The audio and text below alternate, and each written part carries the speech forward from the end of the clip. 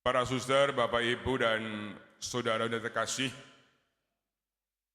dalam pekan suci tahun ini, saya asistensi di satu tempat di Keuskupan Banjarmasin, tepatnya di Pegunungan Maratus. Tentu pekan suci yang terjadi di sana jangan dibayangkan seperti di Jakarta ya. Dengan kondisi apa adanya dan kondisi serba sederhana, dengan sekian puluh distrik dan stasi, kerinduan umat, terlebih dalam pekan suci adalah mereka menantikan kehadiran imam agar bisa merayakan Ekaristi. Jadi selama ini tidak setiap saat mereka bisa Ekaristi. Maka misa, pemecahan roti, pembagian roti adalah saat yang mereka tunggu-tunggu, mereka rindukan. Nah, pengalaman yang saya peroleh menegaskan juga pada kisah baik bacaan pertama maupun Injil pada pagi ini.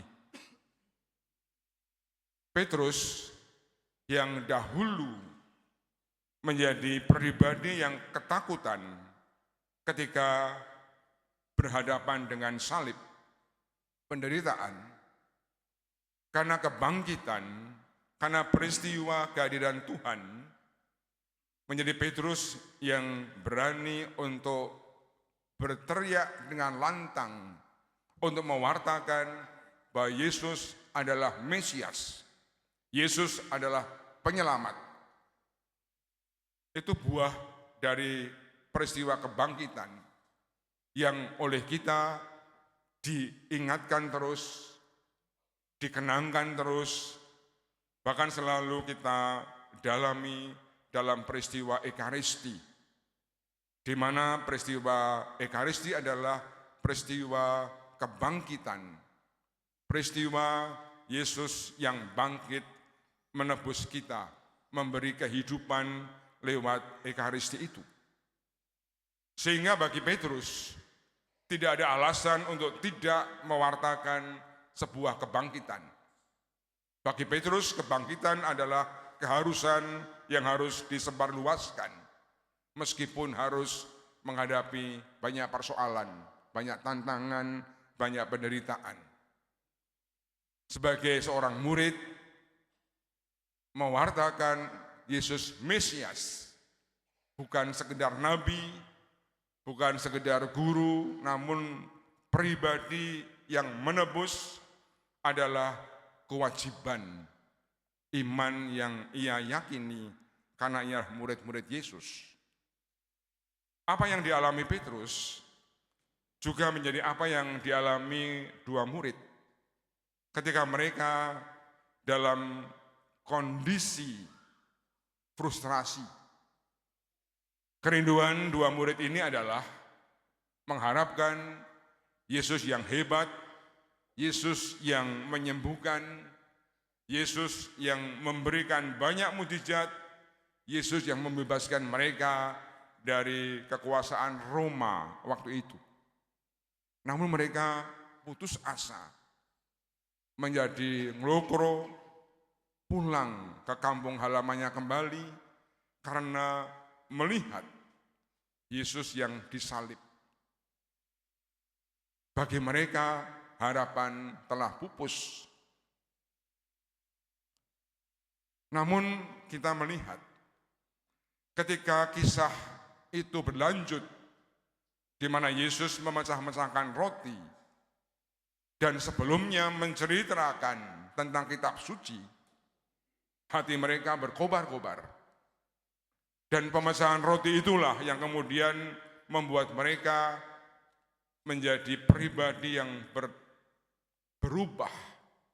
Segera mereka bangkit dan pergi ke Yerusalem untuk mewartakan bahwa Kristus telah bangkit. Ekaristi dan sabda Allah bagi kedua murid ini adalah kekuatan, sumber hidup untuk berani mewartakan Kristus telah bangkit.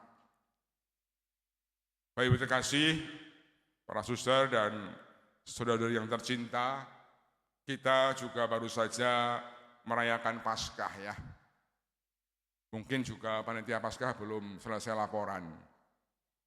Jangan-jangan Paskah itu hanya berupa ritual yang selesai lalu kita tidak lagi seperti para murid yang digerakkan. Saya pribadi mengalami selama saya di konferensi wali gereja 8 tahun, saya selalu digerakkan untuk menghayati Paskah bukan sebuah ritual, namun sebuah misi untuk siap ketika beberapa keuskupan meminta untuk melayani di pedalaman dan sebagainya. Ada spirit, ada kekuatan, ada kebanggaan iman, meskipun secara manusiawi tidak menyenangkan,